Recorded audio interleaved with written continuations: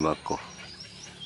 Orang Aceh nyebutnya bakoh, jenisnya koak malam ini. Koak malam apa koak sawah. Syederalun pesisir timur Aceh kaya akan hutan mangrove dan terdapat 42 jenis mangrove dari jenis utama mangrove, palem, perdu, dan rerumputan. Sebagian pantai di pesisir timur Aceh adalah pantai indah seperti Kuala Pare, Kuala Lege, Pantai Pelangi Idi yang berada di Kabupaten Aceh Timur. Kemudian Pantai Ketapang di wilayah Kabupaten Aceh Tamiang dan Pantai Pasir Putih yang ada di Kuala Langsa, wilayah Kota Langsa.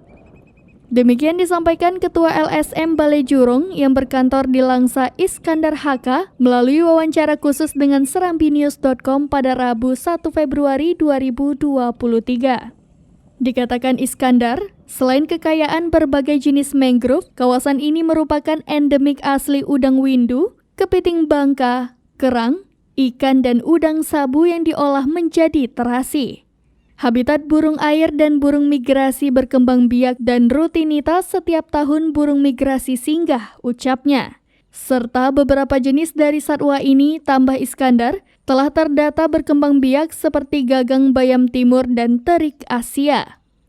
Menurut Iskandar, selama 5 tahun berjalan sejak 2019 sampai 2023 dalam mengikuti sensus burung air, segenap relawan yang tergabung dalam LSM Balai Jurong, FKSDL dan Geprak banyak pengalaman dan temuan-temuan di lapangan bahwa pesisir timur Aceh menyimpan potensi keindahan alam dan satwa untuk bisa dikembangkan sebagai objek wisata minat khusus. Dan jika dikemas dengan baik, maka akan memberikan dampak signifikan terhadap perekonomian masyarakat pesisir. Sekaligus ini berkaitan erat dengan penyelamatan hutan mangrove dengan segala isinya.